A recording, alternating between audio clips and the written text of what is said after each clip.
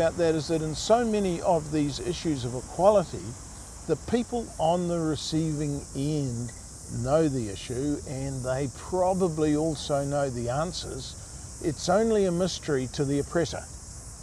G'day, it's Ryan the Lion from A Few Quiet Yarns, and we're sitting here in Rob's jungle, the new boardroom, the outdoor. It's only a mystery to the beneficiary of the system who thinks, wow, I never thought of that. And I'm in that category very often. I think, wow, I never thought of that. But when I talk to someone at the bottom end of things, they say, how come you didn't realise that? Yeah. How come you didn't know that about my life? So, Me Too, Maori and Pacifica issues, low wage issues, they're really all the same. We're much more bunkered in our lives in Aotearoa, New Zealand, than we like to think. Yep.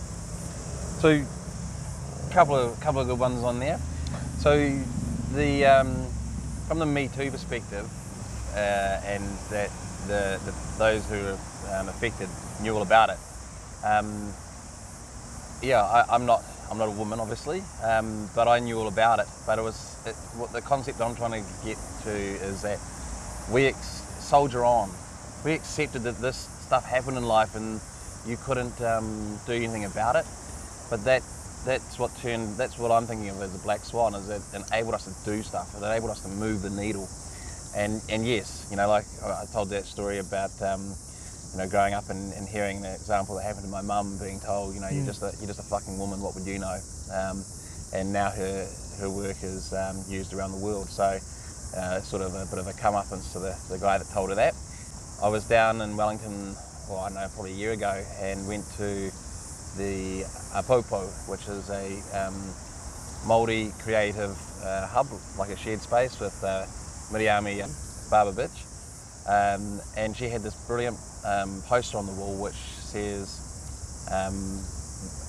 with us, not about us, which is the final point to what you were saying. So yeah, look, if we go back to the Me Too thing, you know, a really good moment, I think, certainly for Western humanity, where it's impacted most, and it has drawn attention to things that needed attention to be drawn. But, you know, if you look at the coverage of that Harvey Weinstein case, and okay, he's found guilty of one aspect, but I mean, he's guilty of quite a few things, it would seem to me. And he got the nature of the questioning of those women was really very heavily around and implied, well, you know, did you deserve this? Did you really fight against it? Sort of stuff. And I think that's, you know, it really brought home, I think, to me that I wonder how far we've really come. I think that men have adapted to being more discreet, have adapted to recognising that the social mores no longer encourage that stuff, but I wonder whether there really has been the depth of change that we would like to think. I hope there has, but I suspect there's not. You know, my poster child for this is I saw a tweet from Donald Trump yesterday where he was saying basically it was a good thing that Weinstein got convicted. And I thought, okay, that's interesting, Mr. Trump, but yeah. I wonder how much you've really changed your views about the world.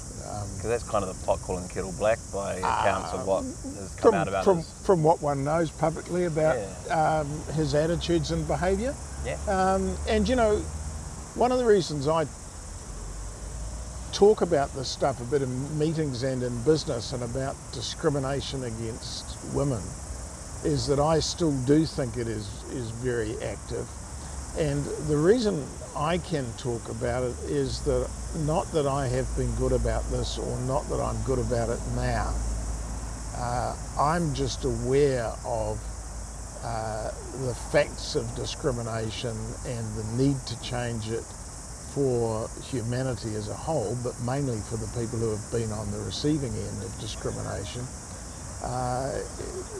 But you know, I've done lots of things in my life which I wish I had not done, said lots of things I now wish I had not said. So it's my awareness, not that I'm good, but my awareness of